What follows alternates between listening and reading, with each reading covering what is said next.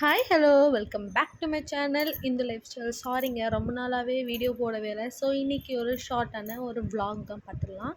So நான் வந்து ஈவினிங்கில் இந்த vlog ஸ்டார்ட் பண்ணுறேன். ஸோ எப்பயும் போல் ஈவினிங்கில் என்னால் காஃபி மட்டும் குடிக்காமல் இருக்கவே முடியாது. மார்னிங் அண்ட் ஈவினிங் கண்டிப்பாக ஒரு காஃபி குடிச்சிருவேன். ஸோ காஃபி ரொம்ப எம்மியாக இருந்தது. ஸோ நைட் டின்னர் என்ன பண்ணலாம் அப்படின்ட்டு பார்த்திங்கன்னா, சிறும்பருப்பு சாம்பாரும் அண்ட் இட்லி ரெண்டும் பண்ணலான்னு இருக்கேன். ஸோ கொஞ்சமாக பருப்பு எடுத்துகிட்டு, அதாவது சிறும்பருப்பு கொஞ்சமாக எடுத்துகிட்டு அதில் 4 பல் பூண்டு உரித்து போட்டுட்டு வெறும் பருப்பையும் பூண்டையும் மட்டும் கொதிக்க வைக்கணும். லைட்டாக போய் இப்போ வந்து சாமி கும்பிட்டு வந்துடலாம், விளக்கேற்றிட்டேன். ஸோ எல்லோரும் நல்லா இருக்கணும், எப்பயும் ப்ரே பண்ணுற மாதிரி ப்ரே பண்ணிவிட்டு இந்த பக்கம் டக்குன்னு வந்தோம்னா வெங்காயம், தக்காளி, கருவேப்பிலை ரெடி பண்ணி வச்சுருக்கேன். ஸோ நம்ம வந்து இப்போ வதக்கிற ப்ராசஸ் பண்ண போகிறோம்.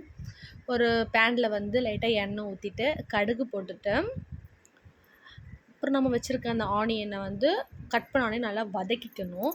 ஸோ ஆனியனும் டொமேட்டோவும் நல்லா வதக்கிட்டு நம்ம வந்து அந்த பருப்பு வேக வச்சுருக்கோம்ல அதை வந்து மண் சட்டியில் போட்டு நல்லா கடைஞ்சிக்கலாம்.